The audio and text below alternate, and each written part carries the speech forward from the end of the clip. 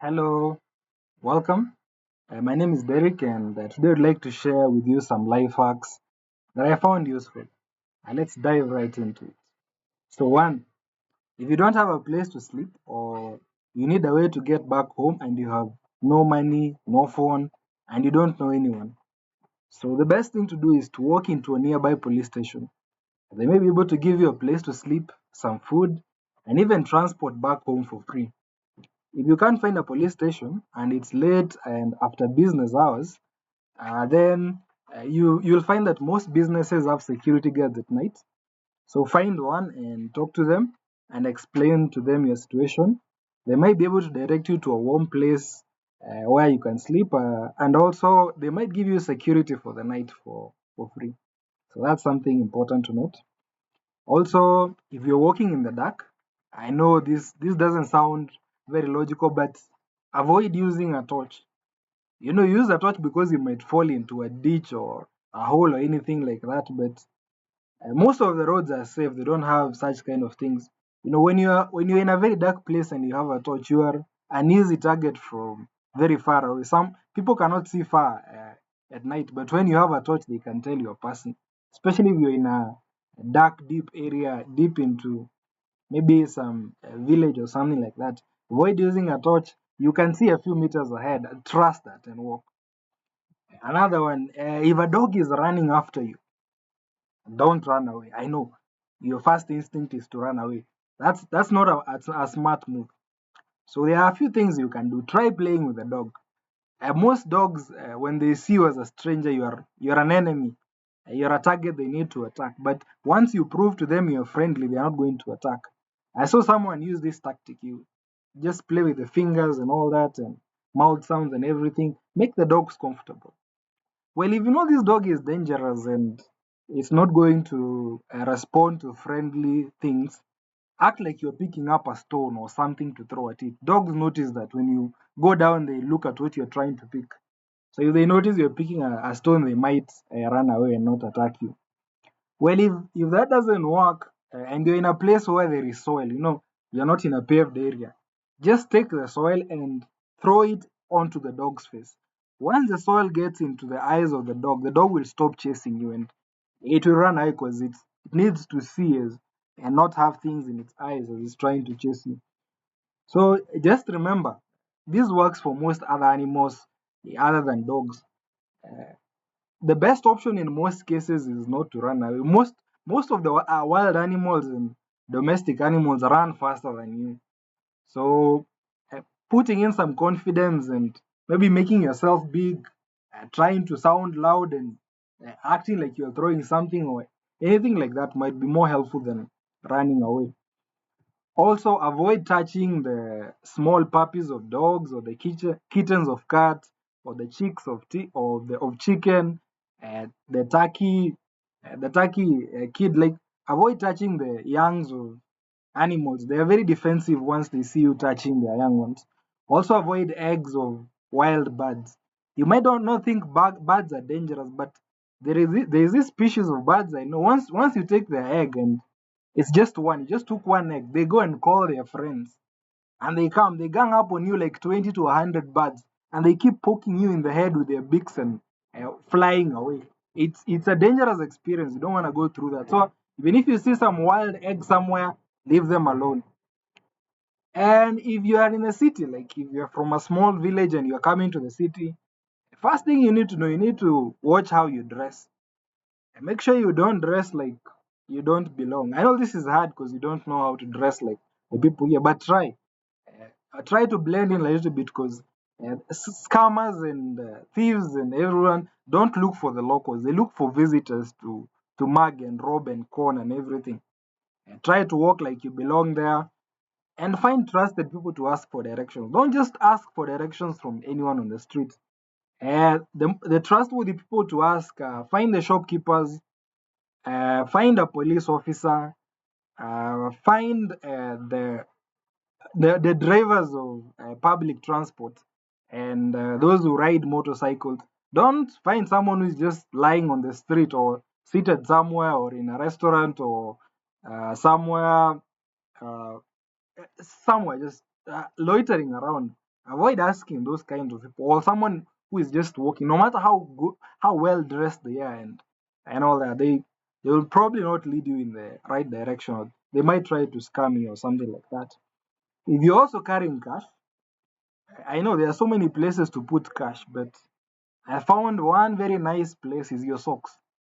If you happen to be mugged and they steal your wallet and your phone and all the cash in your pocket, you might get stranded in the city and you don't know where to go. So make sure you have some reserve of money in your pockets. Most of them don't in your socks. Most of them don't check that area. So that if you're mugged and everything, you have transport to get back home and make some more money to replace that, or some transport to a police station or to a hospital if you are injured, something like that.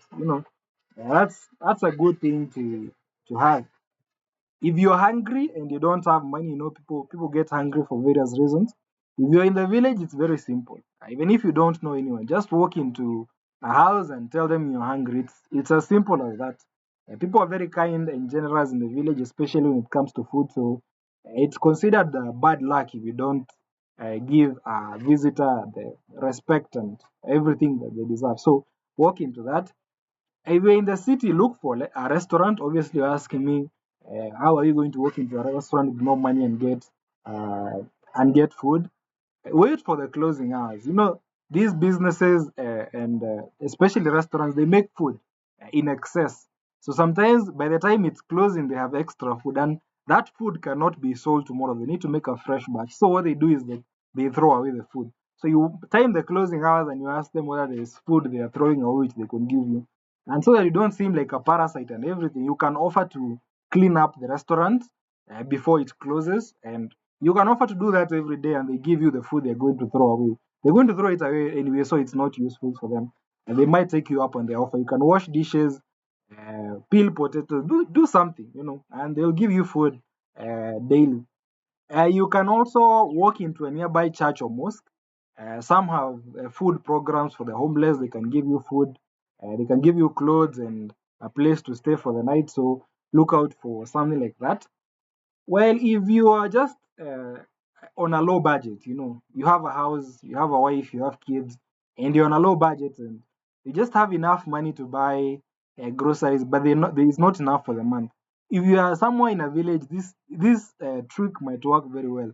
Don't go to the market to buy stuff. Things in the market are expensive. Go to the farm itself. If you need some kale, go to a farmer who farms kale. If you need some tomatoes, go to a farmer who farms tomatoes. I discovered this firsthand. Like when I went to get kale from a kale farmer, and I'm like, I need kale for 10 shillings. You know, she had a very big farm of like I don't know how many acres of kale. So that's a very small amount of kale. So she would tell me, take this bag and take as much kale as you can carry. That's what she used to tell me and my mother when she went. So we always went to her. She would give us like 5 or 6 times the amount of kale I would buy in the market for the same price. Tomatoes as well, cabbages as well, potatoes as well. Go to the source itself or ask to work in the farm, and they can give you those things for free. They're looking for people to work in the farm as well. So that's another trick. You will find yourself with a very small amount of money, being able to make it go through the entire month without spending a lot. In the village, you probably don't have to pay rent, so you can probably use a solar panel for electricity, so that's free electricity. Get food at a cheap price or grow it yourself, and also buy milk directly from those who are selling milk. They will sell it to you at a very cheap price. They actually sell it to you at a wholesale price while you're only buying a small amount of stuff. Then, if you're ever having a stomachache and you have no access to medication, the first thing you can try is warm some water, add some salt and sugar to it, and then drink. This will make you vomit because most stomach aches are as a result of food poisoning. So vomiting usually solves the problem. Obviously, if it persists, get a medical advice. If you're having a headache, try taking a nap. Most headaches are because of your brain overworking. So and you take a nap, it goes away again. If it doesn't go away, seek some medical advice. If you're deep in somewhere, let's say in the village, and you feel like doing your business, your number one or number two, and you have no tissue paper, so uh, you might be able to have access to a newspaper. Some people just have newspapers lying around. So you can use one, and what you need to do is to crumple up the newspaper.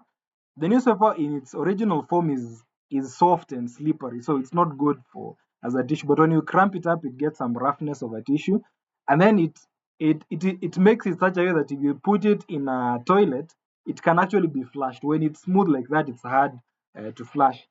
Also, you can consult the villagers. There are some trees that have special leaves that work perfectly as tissue paper. You'll not even know the difference. They actually feel better, if you ask me.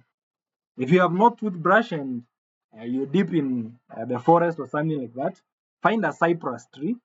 This tree is very useful because it's not bitter. If you use a eucalyptus tree, it is very bitter. So this is not bitter, and then the bristles. Once you chew, you find a small twig from the tree. Chew one end of it until you see bristles. On a cypress tree, they come out. Then find some salt and put it. The salt apparently kills the bacteria. I'm not very sure, and you can brush your teeth with it, and your teeth are going to to be good, and you're going to have gotten rid of all the food you have eaten and anything like that. Where if you are kleptomaniac, I know this is not a common disease among people. Like, you just feel like stealing everything that you come across. In the village, when you steal, people gang up on you and do a mob justice on you. And even the police approve of the mob justice. They will sit in the corner and wait for you to be lynched by everyone. So if you're kleptomaniac, I would suggest try stealing from the people you know, your family, your close friends. They're less likely to start a mob justice on you. But if you ever find yourself that you have stolen from someone and there is a mob surrounding you, the first instinct away is to run away. Don't. You can't outrun a mob. They're going to catch you. So what you need to do is to stand where you are and try to explain yourself. Try to get their mercy. Most people just ruffle you up, maybe slap you, beat you a little bit, and then let you go. But when you run away, it's proof you're not innocent. And uh, I know that doesn't sound logical, but yeah, don't do it. So a few honorable mentions. Don't put all your documents in one wallet. Try to separate things. Put your ID in here. Put your health insurance card on the other pocket. If you're carrying your birth certificate in your bag, if you have an ATM card, put it in your sock. Somewhere, separate those things so that if they get lost, you don't lose anything at the same time. Another one is your phone. Make sure Find My Android or Find My iPhone is completely set up and activated. This one helps you track your phone once you lose it. If you find a nice person who is willing to give it back to you, then this would help. If you Find My Android, you can actually send your phone number, your new phone number, to that person's screen. So they'll get a message telling them the owner of this phone just set up this phone number. So if you want to reach him or her, you can call this number, and they can call you. You can set up a meeting and figure out how you can get your phone back. That's very helpful. If you're mentally ill, you have schizophrenia, you have bipolar disorder, you have major depression, or you have psychosis or schizoaffective, or I don't know what you're suffering from, whatever mental illness you have, and you have no money to treat it, to buy medication, you have no insurance. So just walk yourself into a government mental hospital. In Kenya, Mathare is the best known one. They are not free. I'm not going to say they are free, but they don't turn away anyone regardless of their financial situation. So when you sign up yourself in there, they will provide you with medication. They'll give you food. They'll give you a bed that is warm for the night and clean. They'll give you therapy sessions, and once you're healed, or once they see you fit to get back into society, they will reconnect you back with your family or your friends or wherever else they can be able to get you at their own cost. Like, they will spend their own money uh, to take you there. If you have nowhere to go, they'll just keep you indefinitely until they figure out what a next step is there for us. Some other mental hospitals do that, but your best bet is a government mental hospitals. In the end, if you have run out of options in life and maybe your family has disowned you, you're mentally ill and unemployable, you can't go to school, you're homeless, you're feeling like your country has no space for you, you can check yourself into a refugee camp. International organizations frequent these camps and offer a lot of free services, and they can even help you to relocate to a different country if that's what you wish to do. So that's all I had for today, and hopefully you gain something. Thanks for watching.